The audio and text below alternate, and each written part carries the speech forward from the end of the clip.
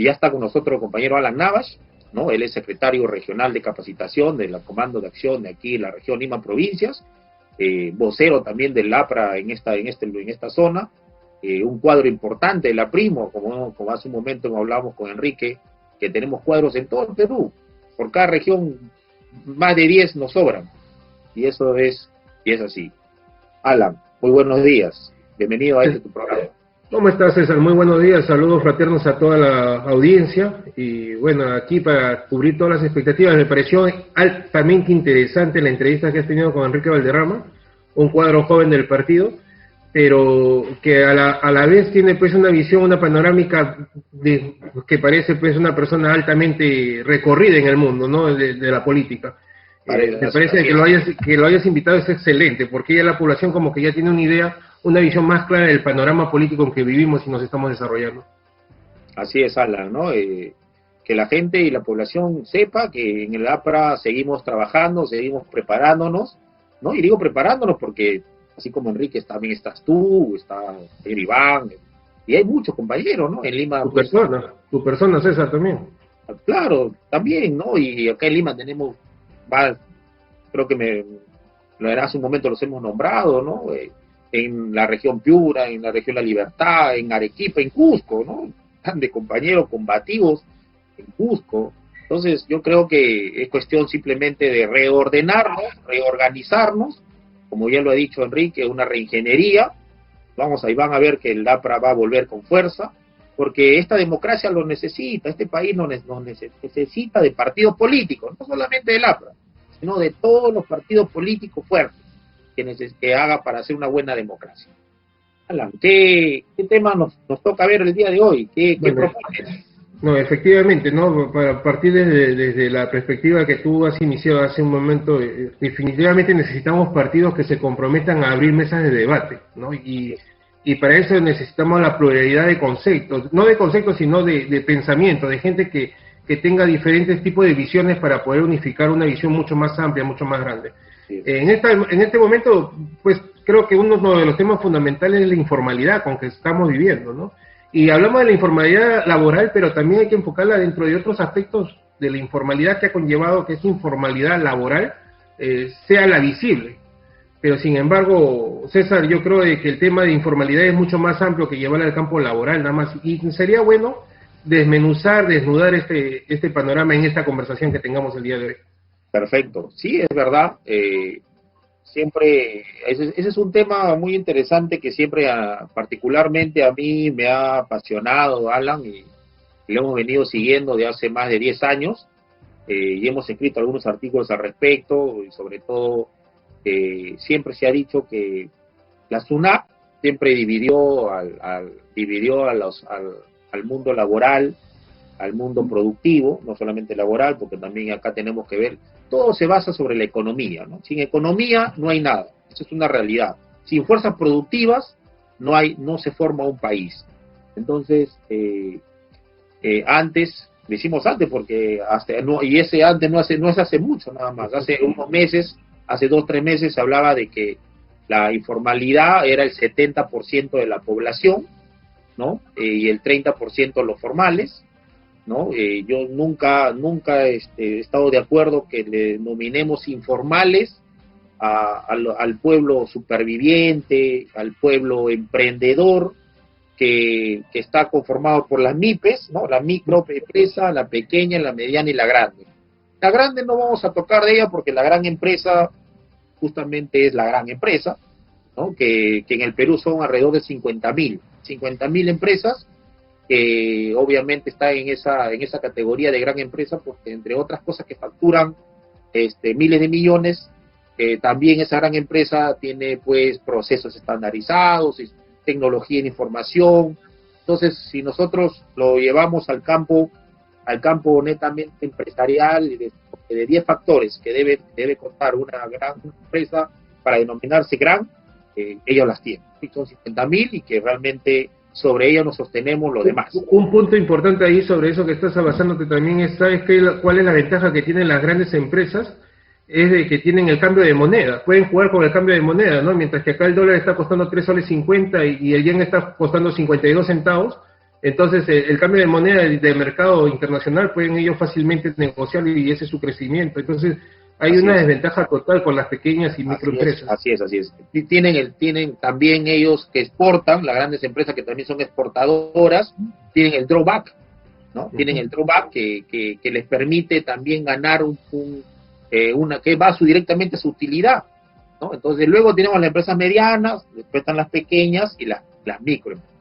Y realmente las microempresas, que es donde vamos a tocar este tema, son más de 2,5 millones de empresas, de microempresitas, pero en ese 2,5 millones, Alan, tenemos que dividir en las empresas, estas empresitas pues que es el kiosco de la esquina, es el señor que te vende el restaurancito que está al costado de tu barrio, ¿no? Y esos son miles, ¿no? Tenemos la persona que vende pan, que te vende tamal.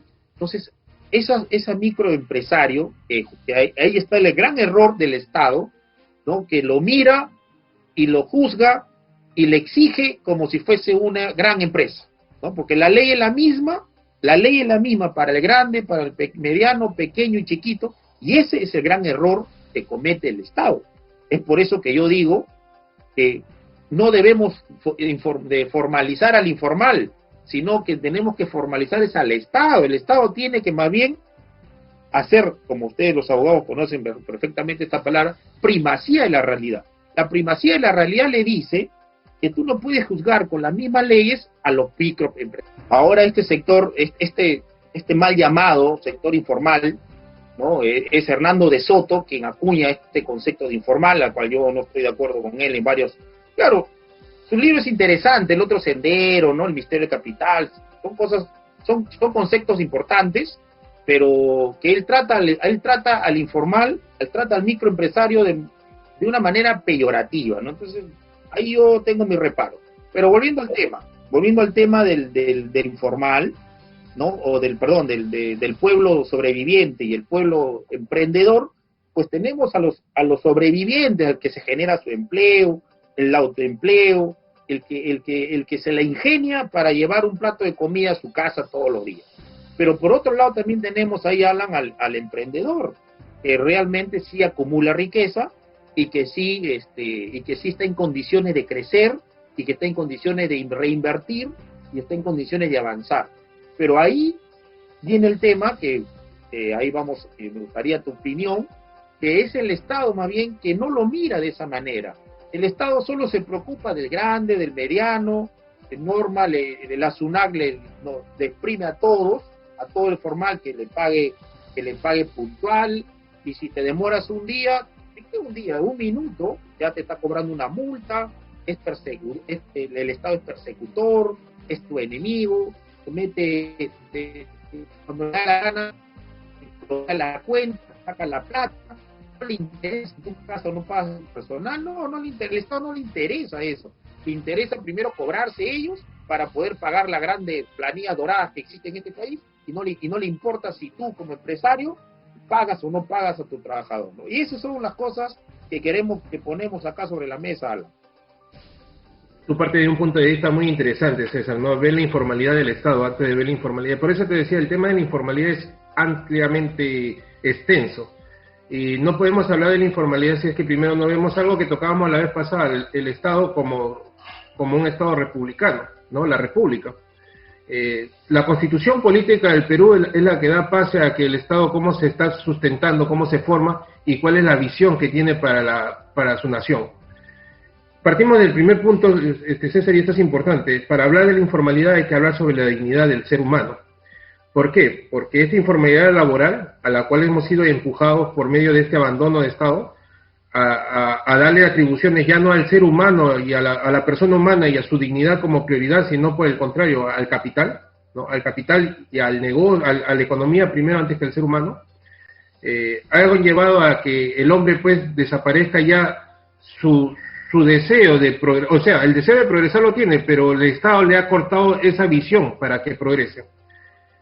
Hablamos también de los artículos 58, 59, 60 de la Constitución Política, donde justamente esta es social del mercado, que son, o sea, la Constitución en este momento es netamente declarativa, no constituye nada, no fortalece nada, no edifica a nadie. y por el contrario, lo único que favorece es al oligopolio que hace un buen rato están hablando ustedes con Enrique Valderrama, y hay que cambiarlo. Hay que cambiarlo. ¿Por qué? Porque el Estado lo que ha llevado hasta el momento es que la gente se desarrolle como pueda, en una protección que el Estado ha abandonado por completo, ha conllevado a que las fuerzas privadas se favorezcan, sobre todo las grandes empresas privadas. Otro punto importante sobre la informalidad, también hay que ver de que solamente somos sectores productivos primarios y que no generamos mayores fuentes de riqueza. ¿Por qué? Porque no tenemos una industrialización, no tenemos procesos más grandes, más amplios. El Estado no se ha preocupado por ello. Entonces, ¿qué nos están llevando? A que cada vez haya más tasa demográfica y menos oportunidades laborales. Sin embargo, el Estado te condiciona a que tú tengas que estar permaneciendo pues dentro de los regímenes económicos y de los regímenes tributarios que el Estado te impone, te obliga. Y no es así. O sea, la realidad, como tú bien dices, es diferente al derecho. El derecho es totalmente diferente al derecho, coaptando a las personas a que definitivamente pues estén al margen de la ley. Y este problema de la informalidad trae como colación también otros problemas, como por ejemplo, la informalidad trae que esta persona no esté inscrita en un registro de salud, no tenga seguro social, no tenga salud, no tenga CTS en un futuro, por consiguiente no va a tener pensión. Esta persona no tiene seguridad porque está al margen de la ley. O sea, el delincuente puede robar y fácilmente esta persona no tiene pues cómo demostrar, acreditar el negocio que le han robado. Entonces, todo esto abre todo un abanico. Este punto de la informalidad abre un abanico de destrucción social, y en las cuales el Estado de una u otra forma tiene que normalizarla, ¿no? Porque la realidad ha sobrepasado al derecho. Entonces tiene que normalizarla en puntos claves que basa desde la Constitución política, y subsiguientemente pues hablar ya temas específicos de la región y las provincias, ¿no? Normas menores. Eso, Alan, entonces podríamos decir que el Estado se ha quedado obsoleto, porque hoy estamos viviendo la ética de la tercera generación. No sé si tú has escuchado eso, donde decíamos pues que la ética de la primera generación es lo bueno o lo malo, ¿no? Separaba lo bueno de lo malo, ¿no? Bueno, malo. La ética de segunda generación es lo justo o lo injusto, ¿no? Lo correcto o lo incorrecto, ¿no? Es lo que un poquito tú mencionas, ¿no? Tú estás mencionando eso. Efectivamente, la realidad ha superado largamente a la ley, a la normativa, porque lamentablemente los que escriben las leyes o los que escriben las normas viven a espaldas de lo que está sucediendo en la vida real. Y hoy hoy tenemos ya la ética de tercera generación, que es lo sostenible y lo insostenible, ¿no? Donde hay que tener claro qué cosa es sostenible, ¿no? Y si esto es sostenible, me sirve. Si esto no es sostenible, entonces no te sirve. Entonces, ahí yo pienso, y por lo que acabas de mencionar, que el Estado se ha quedado 30 años atrás, porque lo que no está haciendo es acompañar al empresario, al emprendedor, acompañar al emprendedor a seguir desarrollándose, ¿no? Y ahí que encontramos, ¿no? Como tú bien dices, el Estado apoya al oligopolio, apoya a las grandes empresas, y lamentablemente el gran empresariado, ¿no? Es un empresariado foráneo, porque si bien es cierto pueden estar en segunda, tercera o cuarta generación que han nacido en el Perú, pero siguen siendo foráneos porque su capital lo llevan hacia afuera.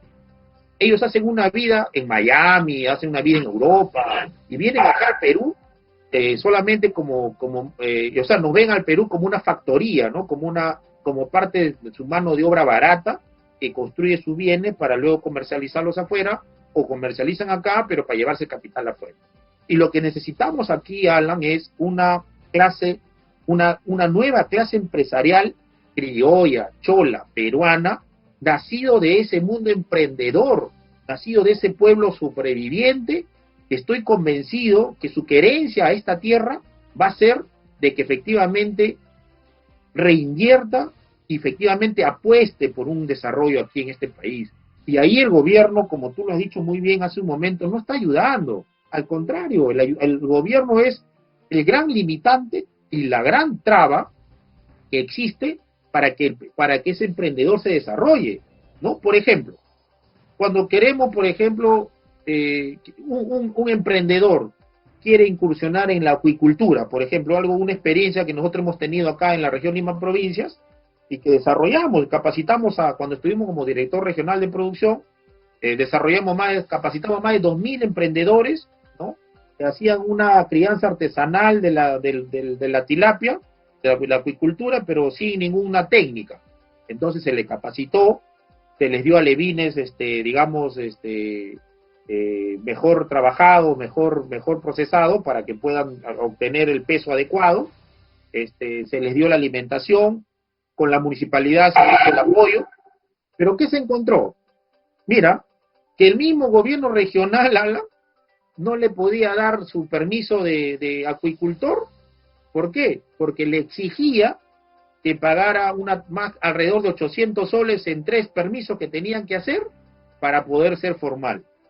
Si ni siquiera había sacado su primera producción, Alan, si recién estaban ellos empezando a nacer, pero con ganas de querer crecer, con ganas de querer apostar, pero la región, mira, la misma región no le permitía. O sea, por un lado queríamos avanzar, pero por otro lado el estamento legal, que tú bien dices, no lo permitía. ¿Por qué? Porque el Consejo Regional se tenía que reunir, ¿no?, para tomar esa decisión, y para que esa decisión se tomara en un Consejo Regional, tú bien sabes mejor que nadie cómo funcionan los consejos regionales, que para ponerse de acuerdo ya es más fácil que un elefante entre por una aguja que un consejo se ponga de acuerdo en una decisión, ¿no? Entonces, ese es lo paradójico del Estado, ¿no? Porque el Estado no solamente es el gobierno central, el gobierno regional, la municipalidad también es el Estado. ¿Es así o no, Alan?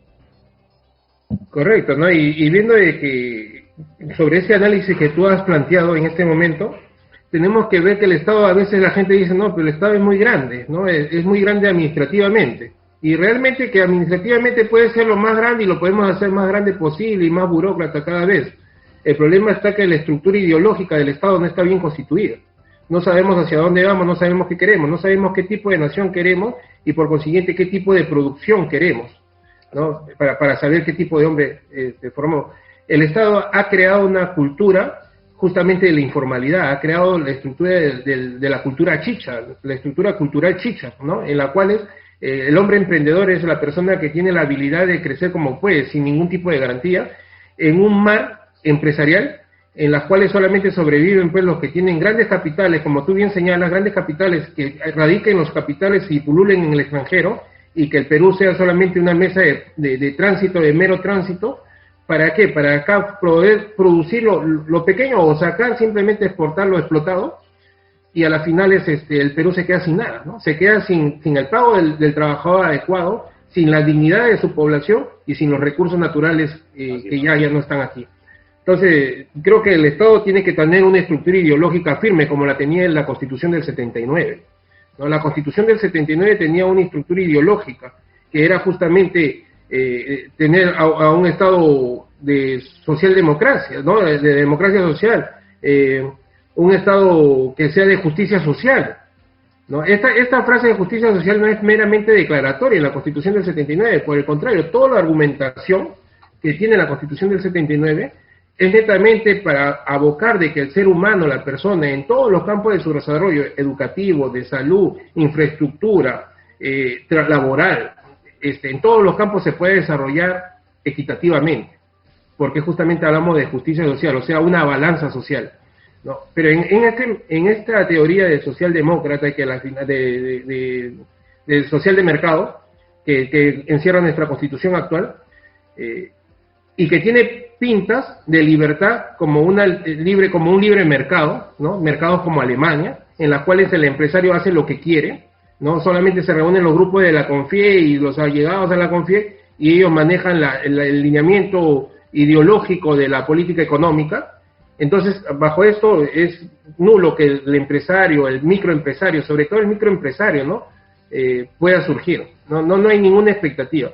El punto de la Constitución es importante retomarlo, porque esto da pie a la madre del cordero. Esta es la madre del cordero, da pie a toda la informalidad. Sin una estructura ideológica, por más que tengamos estructura administrativa, por más que queramos descentralizar, regionalizar, macroregionalizar al Perú, solamente estaremos creando sistemas burocráticos que cada vez más opriman al pueblo, a la población, al pueblo emprendedor. Y lo que tú acabas de decir es totalmente cierto, Alan. ¿Por qué? Sin una base ideológica, nada camina. Tuvimos hace poco Reactiva 1 y Reactiva 2. El gobierno agarró, licitó miles de millones, más de 30.000 millones, y se lo dio a la banca privada, y la banca privada lo ha manejado estrictamente como un negocio, y le ha entregado el dinero primero a sus clientes, que tienen ellos, y que tienen algún producto de deuda que tienen, los han oxigenado, encima le han dado Reactiva, ¿no? Que son las grandes empresas, las medianas empresas, ¿no? Y al pequeño y al micro ni siquiera lo han mirado. ¿Por qué? Porque simplemente no es atractivo para ellos como negocio, ¿correcto? Y segundo, si el gobierno tuviese una base ideológica, le hubiera dicho, miren, este es para reactivar la economía del Perú, y la economía del Perú se reactiva sobre la base de los microempresarios, Alan. Los microempresarios generaba hace poco el 60% de la PEA, de la población económicamente activa.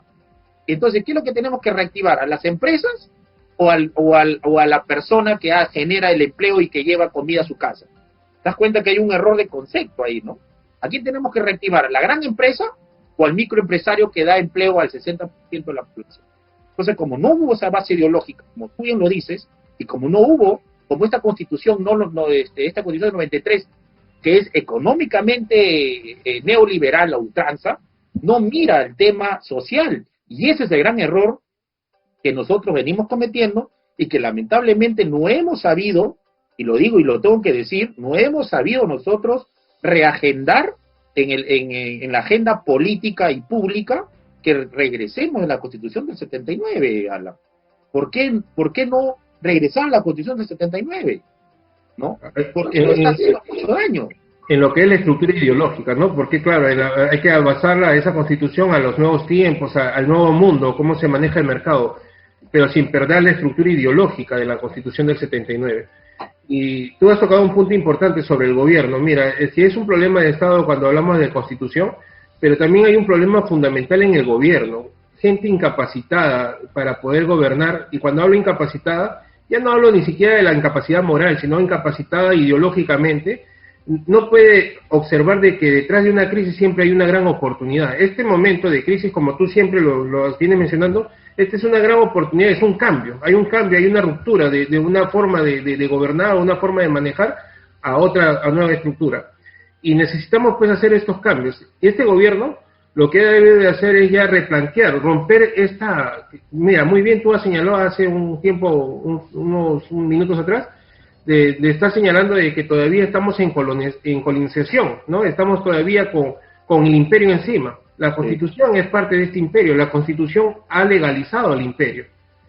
Y este plan ideológico que tuvo Fujimori en la década de los 90, que es la obra maestra del fujimorismo, no es tiene una obra maestra y que nosotros le seguimos sirviendo a su obra maestra. Entonces esto debe ser pues totalmente jalado de los cabellos, de que habiendo sido sometido durante todas estas décadas bajo un gobierno dictatorial, tirano, que demostró en toda su plenitud la expulsión de los trabajadores de su campo laboral, lo sigamos sosteniendo. No, este tipo de ideología de pragmatismo, este tipo de ideología de reducir al ser humano en la más mínima expresión, poniendo a la moneda por encima del ser humano, que la moneda pese más que el ser humano, claro. Tenemos que destruirla, tenemos que terminarla. Y eso es algo que tenemos que embanderar desde el partido, ¿no? Yo escucho los discursos de la gente de izquierda cuando habla de cambiar la Constitución, pero no se trata de hacer un cambio de Constitución por el hígado, ¿no? Irracionalmente, simplemente porque quieren traerse abajo la Constitución del 93 y embanderar ellos esa bandera. Ahora ellos, mira, este es un tema delicado porque ellos mismos ahora embanderan la Constitución del 79 cuando en su momento la repudiaban, muchos de ellos, ¿no? Y de verdad que la Constitución del 79, la estructura ideológica que tiene es fuerte. Hablar de justicia social, estamos hablando justamente del trabajador de este momento que se encuentra en las calles correteando de un lado para otro porque no lo dejan trabajar. El ambulante, ¿no? Correteamos al ambulante, ¿no? Y yo creo que más bueno, en mi caso yo he pasado trabajo de ambulante. No sé, en tu caso también sé que has sido una persona hartamente trabajadora. Entonces, conocemos esa realidad desde abajo, ¿no? Desde sus cimientos. La informalidad ha sido parte de alguna de nuestra vida, sobre todo juvenil. Pero el problema, César, no es el de ahora, ¿no? Esto hay que tener un claro y embanderarlo con una fuerza motora, y en las juventudes actuales hay que ponérselo como trabajo. Mira, el problema va a ser el que viene en el futuro, ¿no? Si en este momento nos damos cuenta que la ONP no tiene fondo, ¿no? El fondo de la ONP no existe, y son gente que ha aportado porque ha estado durante su tiempo de servicio aportando al fondo de pensiones. Imagínate esta gente que de estos últimos años, que no ha tenido un sistema laboral, que no ha estado dentro de un régimen laboral, ¿cómo va a terminar su vejez? ¿No? ¿Quién va a subsidiar sus necesidades cuando ya esté mayor, cuando esta persona ya esté supuestamente en la edad de jubilación? Entonces acá hay una crisis grande. No estamos hablando simplemente que le va a faltar la economía, sino que le va a faltar la salud, le va a faltar hasta el mismo hecho de la seguridad, porque ¿a dónde va a tenerse que ir a vivir esta persona que no tiene recursos mañana más tarde? Va a ser una carga social, lo van a obligar que su dignidad sea aplastada. Jóvenes de ahora están proyectados por el Estado y por este gobierno incapaz, porque no ha sabido tener la visión de hacer el cambio adecuado. En este momento es un buen momento para hacer cambios adecuados, ¿no? Pero sin embargo no ha tenido la capacidad de enfocar cómo va a quedar nuestra juventud de acá a unos años. Necesitamos crear fuente de empleo, pero esta fuente de empleo va a pasar porque no simplemente estemos creando pequeñas y microempresas, sino que porque el Estado también tenga una superestructura que genere recursos laborales. No podemos quedarnos simplemente con la producción de pequeña escala o con este sector productivo primario, ¿no? Que es la agricultura, la pesca y la minería, y botar todo hacia el extranjero. No, eso no, tenemos que industrializar. Estamos en una etapa, y ayer justamente conversaba con un grupo de los compañeros, hoy por hoy estamos en una etapa del tecnoconocimiento, ¿no? Lo conversábamos la vez pasada también contigo. Nosotros no hemos quemado las etapas del capital moderno, ¿no? No hemos pasado por la etapa de la industrialización, menos podemos competir con el mundo con la etapa de la tecnología y el conocimiento. Así es. Entonces necesitamos entrar en esa etapa, quemar esa fase que es la industrialización, para de ahí inmediatamente empalmar con la tecnología y el conocimiento, ¿no? El tecnoconocimiento, la noción de las cosas, de cómo se produce con una inteligencia superior de un producto.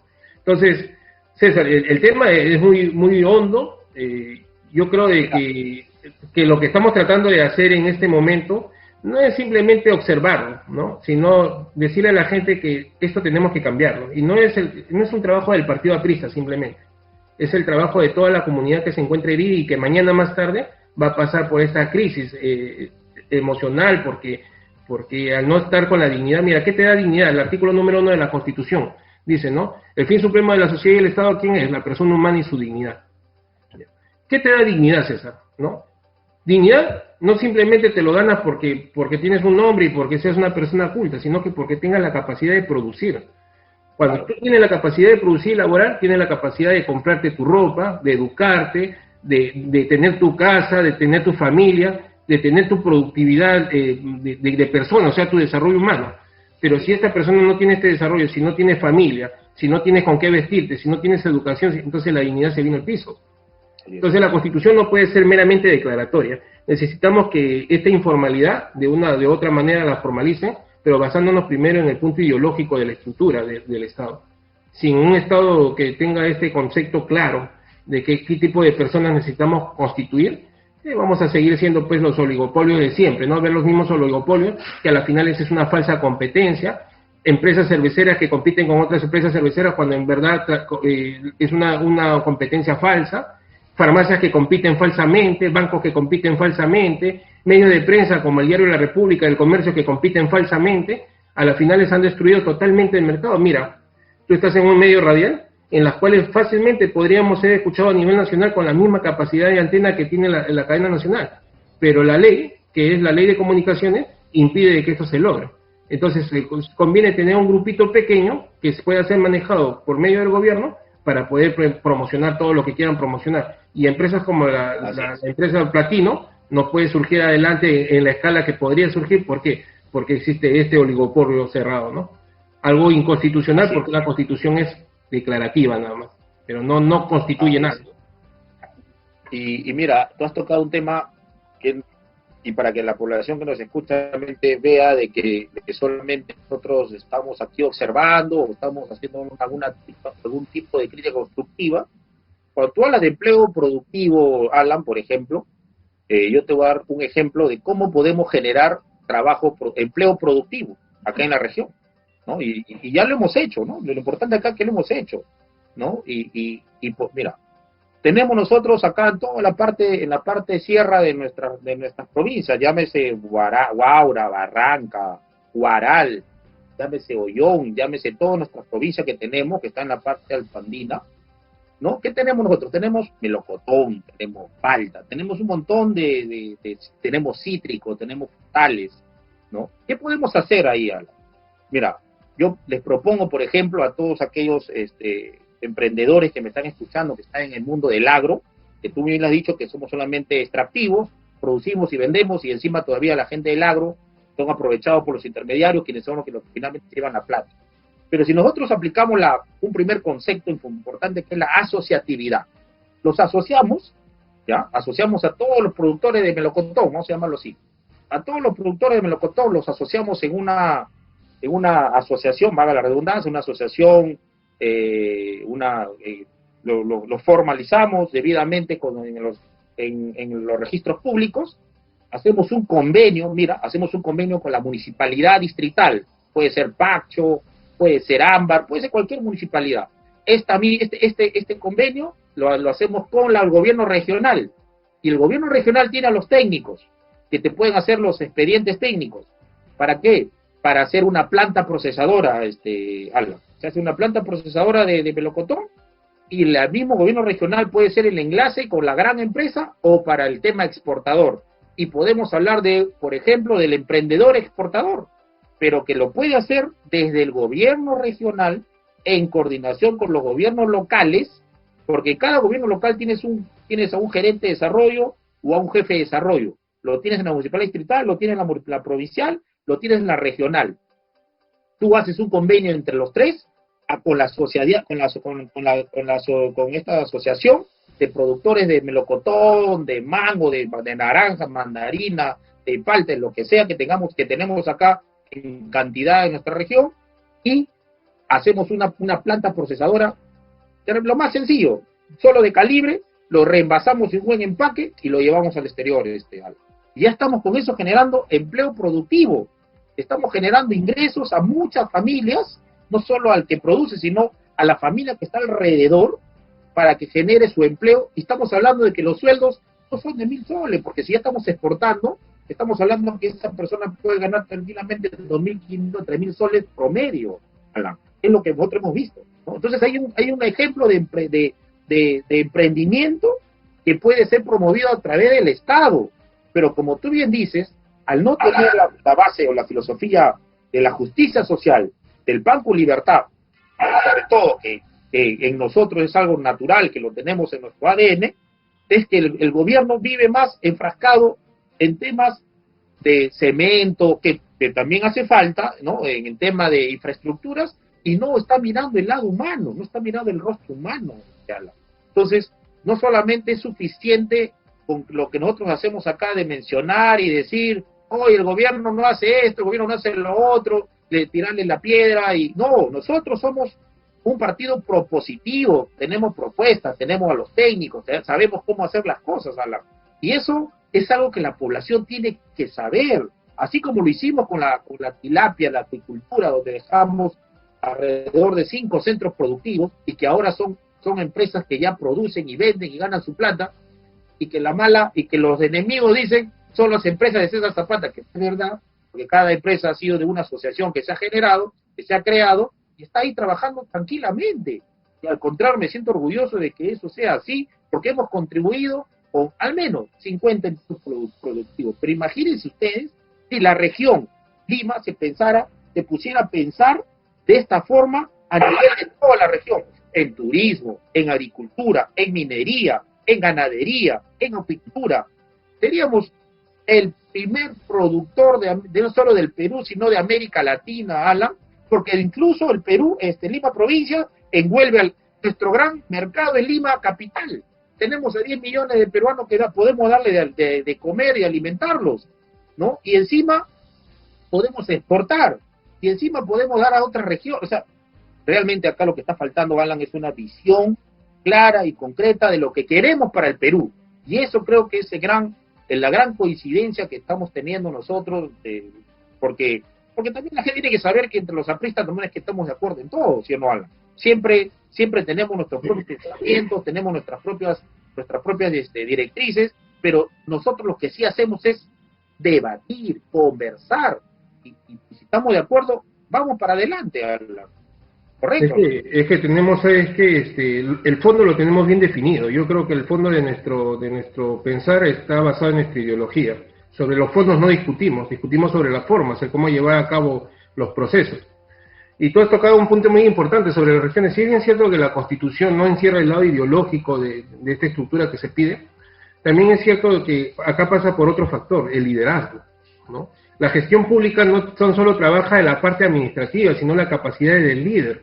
Y va a pasar también porque el líder tenga el concepto claro de lo que quiere lograr como gobierno, como gestión. Esta gestión pública va a pasar, como te digo, por el líder, de un líder que tenga la capacidad de dialogar. Hablar con el sector privado no es hablar detrás de un escritorio, sino irlo a buscar, proponerle, plantearle. Desde ahí va a comenzar la gestión. O sea, ¿cuál es mi gestión? Acercarme al sector empresarial y decirles, al sector privado, y decirles qué es lo que yo puedo mostrarles y qué puede ser tentativo para ellos para poder generar la producción. Esto también va a colación a que cobrar las tasas pues, mínimas quizás en lo que son los impuestos. Yo los exoneraría, ¿no? Les haría una amnistía, ¿no? Para que todo el mundo ingrese por el aro. Ya estamos formalizándolos, Alan. Entendiendo que el mercado extranjero nos come, ¿no? Los capitales chilenos, los capitales norteamericanos, por todos lados nos comen, o sea, no tenemos estabilidad y la SUNAT no puede ser o la SUNAT o los gobiernos regionales que también recaudan, no pueden ser pues los explotadores de estas pequeñas empresas que quieren competir con estos grandes monstruos inversionistas. Entonces, el liderazgo de las regiones, de las alcaldías, es importantísimo. Un alcalde o un gobernador regional que no tenga liderazgo, pero ese liderazgo con pensamiento sólido, no un liderazgo de chabacanería, de campechano, sino un liderazgo de ejecutivo, que pueda ejercer realmente una gestión pública, es el que necesitamos en la región. Yo sé que no tan solo el partido aprista tiene estos cuadros, o sea, hay cuadros fuera del partido aprista, pero necesitamos que se expongan en grupos, ¿no? Nosotros tenemos la función de trabajar en grupo, en equipo, para poder saber qué huecos cubrir en todo momento de la conversación.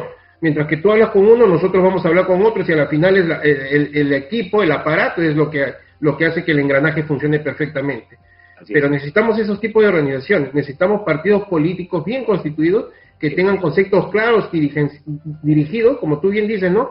No tienen visión, pero no tienen visión porque no tienen la multicapacidad de pensar con varias cabezas. Nosotros ese es algo que nos podemos jactar fácilmente y que si hemos cometido errores sabemos corregirlos. Esa es una fortaleza. Creo que hace un momento hablábamos con Enrique de que debemos hacer una reingeniería. Efectivamente, y la reingeniería tiene que partir de un análisis FODA, ¿no? De ver cuáles son nuestras fortalezas, porque son varias, son muchas nuestras fortalezas. Tú acá lo acabas de mencionar. Nosotros tenemos la gran fortaleza del diálogo, la conversación, del debate, de las ideas, ¿no? Entonces esa es una gran fortaleza, Alan, hay que tenerlo muy en cuenta, y ahora que lo estás mencionando, quiero resaltarlo con resaltador y con mayúscula y en letras y en negritas. ¿Por qué? Porque esa fortaleza nos va a permitir salir de donde estamos, Alan. Entonces hay que también, obviamente, listar nuestras debilidades, nuestras oportunidades y nuestras amenazas. Tenemos que hacer lo básico, lo que la academia administrativa nos dice que hay que hacer. Y eso es clave para salir adelante, Alan. Yo por eso no tengo sin ningún reparo, porque no tengo ningún interés económico ni otro tipo, y es por eso que esta radio, este espacio que nos permite Radio Platino, lo hacemos como aprista, lo hacemos así, sin temor, sin miedo, porque una de las cosas que yo quiero, que queremos lograr, es que el aprista se sienta orgulloso de su partido y que nuevamente saque la cara, que diga estoy aprista como en antaño lo hacíamos, Alan. Correcto, yo creo que no hay de qué avergonzarnos, ¿no? El ser aprista para nosotros es un síntoma de orgullo. el que ha habido acciones dentro de algunas personas dentro del partido, no nos inculpa a nosotros, o sea, nosotros somos capaces de criticarlos, ¿no? De criticarnos, de autocriticarnos y depurar gente que ha sido malintencionada dentro del partido, que ha utilizado el partido para otros fines.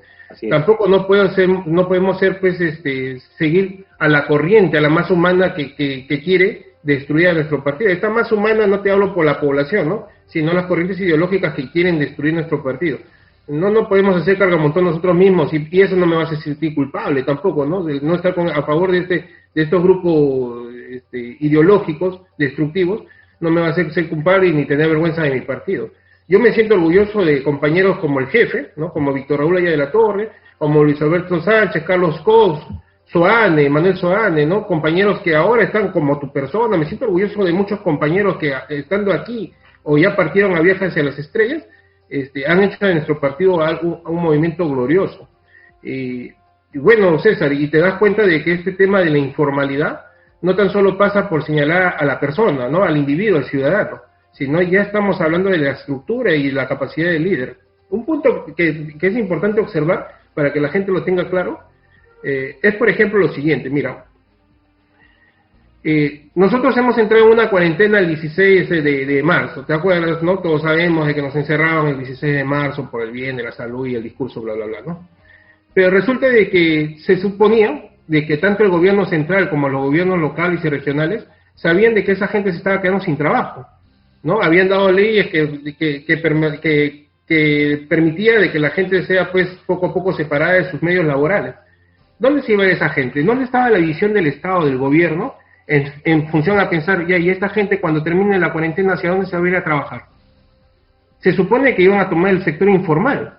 ¿Por qué? ¿A dónde van a generar un puesto de trabajo? No iban a salir a alquilar una tienda para poder regularizarse y pagar la zona. Tenían que salir a las plazas, a las calles, a los mercados, a vender de forma informal.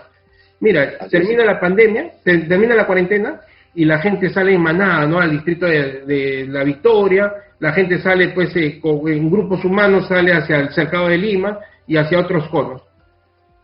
¿Qué esperaban? ¿Qué es lo que pensaban esos dirigentes? ¿Qué pensaban esos alcaldes? Que la gente no iba a movilizarse. Se supone que durante el tiempo de la cuarentena, estos líderes de zonas han debido decir, vamos a facilitar este mercado, esta plaza, esta pampa, esta cancha de fútbol, para acá parcializarla, ¿no? Si algo querían formalizar, vamos a darles segmentos de territorio para que ellos puedan venir a vender en este lugar. Y eso es visorar por encima del problema, ¿no? Ellos primero tienen el problema y después en el pragmatismo, ¿qué hacemos con el problema? ¿Y qué es lo que hacen finalmente, lo que estamos conversando? ¿Qué es lo que hacen? Le echan la culpa a la gente, le echan la culpa a las personas. Y eso realmente a mí me indigna, Alan. ¿Por qué? Por lo mismo que estamos conversando, porque lo fácil es echarle la culpa a las personas, es echarle la culpa a la gente, que ellos son los energúmenos, los que salen, los que quieren contagiarse, los que quieren morirse.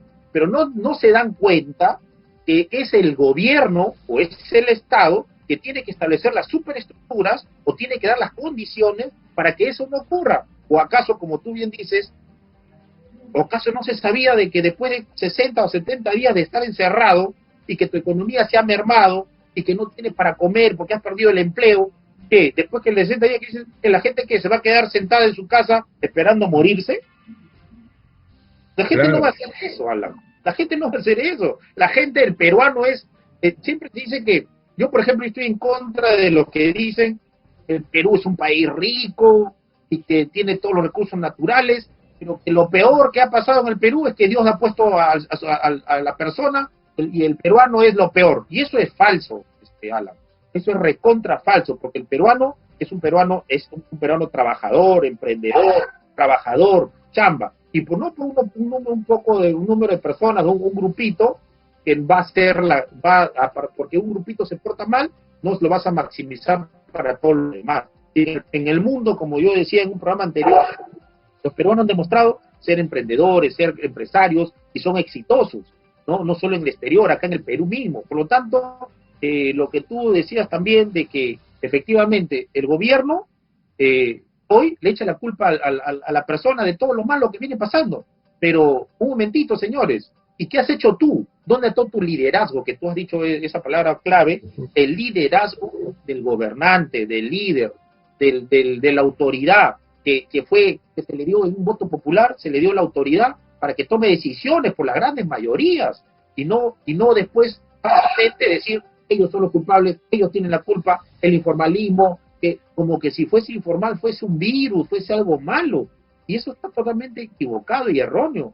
Por lo tanto, nosotros los apristas no tenemos que caer en ese juego, porque no lo hemos hecho, y al contrario hemos señalado sin miramiento y con la claridad suficiente de que el gobierno es el culpable de esta catástrofe que pasa en el Perú, y que el informalismo, mal llamado informal, ha crecido porque justamente el gobierno no es capaz de enrumbarlos dentro de un estado formal o normal, porque antes que todo, el estado es el que te tiene que formalizar, y no es el peruano o el de a pie, el ciudadano de a pie, quien tiene que formalizarse. Eso es un error, porque las condiciones las tiene que dar el gobierno local, regional, ¿no? Que son los que están cerca, el gobierno no está lejos, el alcalde distrital, el alcalde provincial, acá, el señor Jara, que es un inecto, incapaz, que no sabe hacer absolutamente nada, el otro, que Chavarría, que buen par, se han juntado para un par de inectos que no tienen liderazgo, que no tienen equipo, que no tienen experiencia, y si el otro dice tener experiencia, no le ha servido de nada para que finalmente tengamos la catástrofe que tenemos hoy en la región Lima provincia. Entonces, ahí, Alan, yo pienso y creo que es momento de salir con propuestas claras y concretas y decir y marcar la agenda política acá en nuestra provincia, en nuestros distritos y sobre todo en la región. Correcto, César, mira, y hay un punto también importante, como ya lo estamos viendo claramente, no es amplio hablar de este tema. La informalidad esta laboral que se genera, que está generada por el Estado y por la falta de visión del gobierno, lo que va a llevar es que la gente tenga un estado psicológico-social, ¿no? Hay un concepto psicológico-social detrás de todo esto, que produce de que la gente tenga que, o sea, se va acostumbrando a vivir al margen de la ley. Así es. ¿Ya? La conducta del ciudadano, y esto es algo bien delicado, porque pensamos que hablar de política solamente es hablar de estructuras, pistas, veredas, no, o sea, hablar de política tenemos que basarnos en la estructura psicológica del ciudadano, de sociología, psicología, o sea, la persona humana no tan solo es derecho. La salud mental. Claro, no es tan solo derecho, es psicología, la persona humana es psicología, la persona humana es economía, la persona humana, o sea, todas las ciencias que están en torno creadas, el medio ambiente y todo está en función al perfil del ciudadano que queremos. Acá esta falta de interés del Estado y del gobierno hace que exista un factor psicológico social, el factor colectivo, ¿no? Y psicológicamente hablando, en las cuales esta persona vive al margen de la ley, de las normas. Y eso va a producir que si tú rompes una norma y no te pasa nada y haces este rompimiento de la norma un festín, hace de que esta persona psicológicamente se altere y comienzan a buscar romper otros derechos, o sea, la vuelves anómalos, ¿no? Que estén al margen de las normas. Y resulta de que eso es lo que estamos viendo cuando decimos, oye, pero ¿por qué esto no responde ante esta crisis como necesitamos que responda? Sí, es bien cierto que hay una responsabilidad social, pero también tenemos que ver la responsabilidad política, ¿no? Y a lo que nosotros tenemos que marcarnos en la responsabilidad política, porque la responsabilidad social es consecuencia de la primera. Y ahí es donde tenemos que trabajar, fundamentar y formar los cimientos que den la orientación cultural. La cultura no nace ni no emana simplemente de un pueblo, sino nace desde una estructura educativa que para eso existe el Ministerio de Educación, pues, ¿no? Si no estaría de más que cada uno se eduque por su cuenta. Entonces la estructura tiene que agarrar y del Estado tiene que brindarle y del gobierno tiene que brindarle este servicio a esta comunidad. Cuando esta comunidad vive en este modo emergente de rebeldía, entonces rompen las normas, y a romper las normas es fácil de que rompan cualquier otro tipo de norma. Y ese es un problema psicológico, y lo que tú señalas, la salud mental, es lo que está afectando en este momento esta crisis. Es necesario, así es, es necesario, César, de que todos estos puntos sean tocados en paralelo, ¿no? Esto no es simplemente un tema de cómo crear un puesto de trabajo a una persona. La informalidad pasa por un tema muy amplio, una destrucción totalmente de la norma, y en la cual el Estado no puede seguir manteniendo a la persona fuera de la norma. Si las personas ya están fuera de la norma, entonces tiene que crear una norma que esté a la medida de lo que la población está pidiendo. Salirnos de ese Estado... pero el Estado insiste en que la gente pase por su norma, por su aro, ¿no? O sea, la gente no va a pasar por ese aro, o sea, quiere que un cuadrado más grande que la cabeza del gobierno pase por un anillo pequeño. Eso no va a ocurrir. Eso no va a ocurrir. No, y lo que tú dices es cierto, lo que va a pasar acá es que ya estamos en 90% de informalidad, ¿no? Por eso muy bien el compañero Garrido Leca dice, oye, normalicemos, o sea, lo atípico, ¿no? Lo atípico ya no es lo informal, sino lo atípico es ser formal. Pues si tiene 90% de informalidad y 10% de informalidad, entonces lo atípico es el formal. Entonces el gobierno sigue, no solo está a espalda, está totalmente alejado de la realidad. Entonces ahí, como bien dices, tiene que haber una normativa expresa para el pueblo sobreviviente, una normativa expresa para el emprendedor, tiene que haber una normativa expresa por cada sector, porque cada sector se maneja con dinámicas distintas, diferentes. Cada región tiene que hacerle una adecuación de esas normativas propias a su zona, a su lugar, porque la minería que hacemos en la región Lima provincia no es la misma minería que se hace en Madre de Dios o la que se hace en Piura. Entonces, o la misma agricultura, la misma acuicultura, la misma ganadería. Entonces, definitivamente acá yo pienso que el gobierno tiene que hacer, bueno, no el gobierno, ya, ¿qué vamos a pedir al gobierno? No le vamos a pedir nada, sino la base de la democracia, que son los partidos políticos, son los que tienen que trabajar estas propuestas y ir a un acuerdo nacional, que ya existe el acuerdo nacional, y en ese acuerdo nacional tienen que establecer líneas programáticas de mediano y largo plazo, con una visión clara del país. ¿Qué queremos para el Perú para el 2050? ¿No? Y una visión, a partir de esa visión del año 2050, hacer una misión que nos permita decir, muy bien, esto es lo que vamos a hacer en este sector, en el sector pesquero, en el sector ganadero, en el sector agricultura, en el sector exportador, en el sector turismo, en el sector agricultura, y en el sector comercio, en el sector servicios, claramente definidos, y esto va a ser lo que vamos a hacer en los próximos 5, 10, 15, 20, 30 años. Y los gobiernos que tengan tienen que alinearse en esa misma dirección, gobierno nacional, regional y local, y de esa manera estoy convencido que en 30 o 40 años, como lo dice Chomsky tiene un libro en el año 49, ¿no? Hace muchísimos años, donde él de un país de subdesarrollo se va a tomar 40 años. Y en esos 40 años la base de todo este desarrollo es la educación. Y la educación nosotros hoy la tenemos como el patito feo de todo esto, ¿no? Ni siquiera somos capaces de aumentarle el presupuesto, el presupuesto nacional para el tema de educación, que en el acuerdo nacional se ha quedado que debería ser así, pero que debería aumentar 0.5% cada año, y hace 10 años que no aumenta ni un 0.1. Entonces, Chomsky lo dice bien, si nosotros trazáramos una ruta de desarrollo de 40 años, créanme que lo hecho en el gobierno aprista, en el segundo gobierno, sería el gran punto de partida, porque se trabajó en infraestructura, se trabajó en grandes carreteras, en grandes reservorios, hidroeléctricas, pero no es suficiente, obviamente que no, faltaba mucho más. Pero ¿qué hizo el gobierno que vino después? Desandó o deshizo lo que se hizo en el gobierno del gobierno aprista. Este gobierno, igual, o sea, vamos de mal en peor. Entonces, bajo estas condiciones, es que yo coincido también con Enrique en el sentido de que hay que refundar la República. Tenemos que refundar este país con una nueva constitución, que puede ser la del 79, por su base ideológica es muy fuerte, pero puede venir también, y eso no significa que seamos sectarios y que ya sea solo la del 79. Bueno, los demás partidos políticos también abonen sobre esa estructura y hacer un nuevo consenso y un nuevo pacto político y un nuevo pacto social que nos permita desarrollar. Pero lo que yo sí estoy claro y convencido es que si seguimos en esta misma dinámica, Alan, estamos camino a la autodestrucción, estamos camino a destruirnos, estamos camino a que el Perú cada vez las diferencias sociales sean mucho más grandes, mucho más amplias. Ya lo es hoy en día, ya lo es. Hoy en día, grandes empresas que se han reactivado gracias a Reactiva, han votado a la gente que no les sirve, han cerrado las empresas que no les conviene, como Soyuz, ha cerrado empresas que no les conviene y han potenciado otras, pero son el empleado o las personas de a pie los que están finalmente sin trabajo y sin empleo. Y ahí viene todo esto de la informalidad.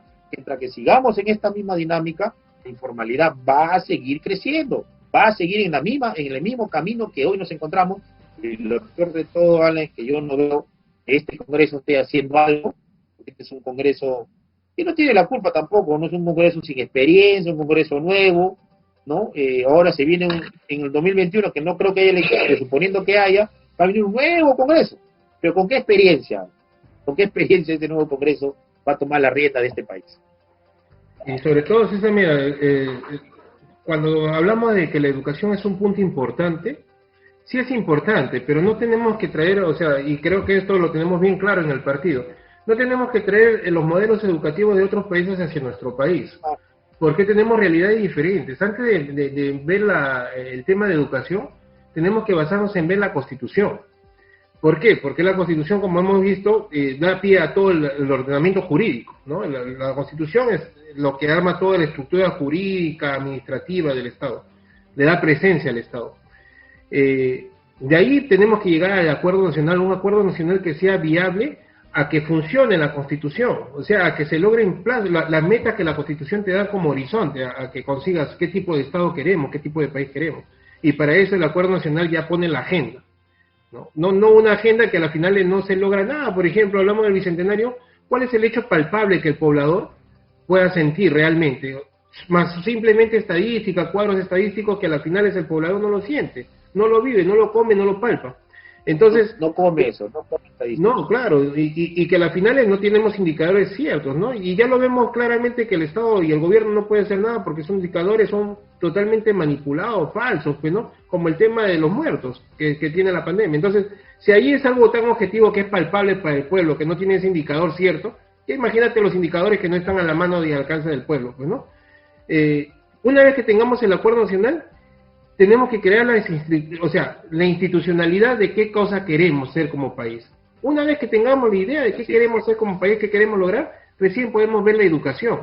Porque la educación va en función a lo que podemos ser. Por ejemplo, necesitamos fuerzas productivas en el agro, ¿no? Necesitamos gente que trabaje en el agro. Entonces la educación tiene que estar dirigida a ese campo. Necesitamos gente industrializada. La educación tiene que estar hacia ese campo. No que nos hagan creer de niños que todos necesitamos ser los chicos de ciudades. Porque nuestro país no es esa realidad, nuestro país es campo, nuestro país es selva, nuestro país es mar. Entonces necesitamos ser las personas adecuadas para los tipos de desarrollo adecuados. De ahí, una vez que tengamos en claro qué tipo de educación queremos, la existencia de universidades. Pues en el Perú realmente no existen universidades, ¿no? Si no tienen estudios filosóficos, la universidad es nula, no hay mesa de debate, no hay diálogo, o sea, yo me acuerdo por los estudios y porque hemos tenido al primer presidente de la Federación de Estudiantes del Perú, que es Víctor Raúl Aya de la Torre, ¿no? Ser ese líder que ponía agenda. La Federación de Estudiantes del Perú ponía agenda en el país. Y cuando el presidente tenía que consultar, el presidente de la República consultaba con la Federación de Estudiantes del Perú si es que se podía llevar o se podía hacer viable un desarrollo o no sobre un punto en la agenda. Acá no, la universidad no tiene ningún concepto filosófico, simplemente trabajan a la nada, no compiten con nadie. Y universidades nacionales, que no tienen ningún tipo, ni ton de son, que no producen nada en la región, más simplemente lo único que hacen es votar, egresar a alumnos que no tienen grado competitivo, pues y que tienen que buscar ellos mismos cómo desarrollar. Y acá no ofendo al estudiante universitario, sino al Estado, que ha abandonado justamente que este estudiante universitario tenga el campo laboral necesario y la capacitación adecuada. En la actualidad tenemos cerca del 70%, 65% al 70% de población juvenil que no se siente capacitada en desarrollar un trabajo y por consiguiente su mano de obra va a ser barata, ¿no? Y si es que la encuentra, sí, pero lo más probable es que no la encuentre porque no hay foco laboral. Entonces, esa capacitación que tienen estos jóvenes de ahora es la que necesitamos que el Estado retome. No es un tema personal, no es un tema individual, es un tema de sociedad, de Estado, de función de gobierno. Y lamentablemente se ha abortado todo eso. Si tenemos una mala universidad, si tenemos un mal sistema educativo, si no tenemos visión en un acuerdo nacional, si tenemos una constitución que desampare, definitivamente lo producto de esto es la informalidad, ¿no? Es que el hombre pueda hacer lo que deba de hacer para salir adelante, pero no lo que la ley le permite, sino lo que el hecho concreto y real le favorece en función a poder desarrollar él, sobrevivir y su familia. Pero con esta estructura jurídica definitivamente no podemos enfocar una realidad pues en la cual nos pueda dar una solución. Más bien por el contrario, en vez de darnos una solución, lo que nos genera es una hoguera que poco a poco pues nos está calcinando, ¿no? Necesitamos replantear todos estos temas de fondo, más que de formas. Las formas las vamos a ver en el camino. Así es, compañero. Muy bien. Creo que ha sido una conversación importante. No sé si unos minutos finales, Alan, para que puedas tú redondear un poco y hacer algunas conclusiones. Tienes la palabra. Bueno, César, primero agradeciéndote el espacio, sabiendo de que la informalidad, y este es un mensaje que le dejamos al pueblo, va a pasar porque las organizaciones entendamos de que necesitamos cambiar la estructura del Estado, necesitamos líderes serios, verdaderos, leales, fieles, no líderes que se comprometan simplemente de palabra y al final den la espalda al pueblo. Este es un tema importante, ya venimos a una próxima campaña electoral, pero al margen del proceso electoral necesitamos factores sociales como tú lo estás haciendo, agentes sociales como tú lo estás haciendo, que tratan de informar a la población para ver qué realmente, hacia dónde tiene que apuntar su próximo voto, hacia qué tipo de líder necesita votar. No les digo que el partido aprista es el único candidato, no, líderes que sean centrados, comprometidos, leales, fieles a su causa. Y para esto no necesitamos, cuando vengan las campañas electorales, no necesitamos medios de prensa que le digan al candidato, ¿en dónde está tu programa, no? Tu programa, ¿cuál es tu propuesta? Le dicen, ¿cuál es tu propuesta? Y sacan una serie de listas, pues, de propuestas, ¿no? Necesitamos acá programas elaborados, técnicos, claro, como tú bien lo has trabajado en el sector de la producción en la región, César. Gracias. Muy bien, Alan, hemos estado esta mañana entonces conversando con Enrique y luego ahora con Alan, como todos los sábados. Yo te agradezco por tu tiempo, tu predisposición y sobre todo esa labor encomiable que tienes, también de informar, de educar, y creo que es fundamental en estos días, ¿no? Donde la gente se encuentra con mucha incertidumbre, con mucha desesperación, en momentos difíciles que vivimos. Yo creo que es importante estos diálogos. Muy bien, Alan, estamos entonces viéndonos, Dios mediante, hasta la próxima semana. Gracias, César. Hasta luego. Saludos.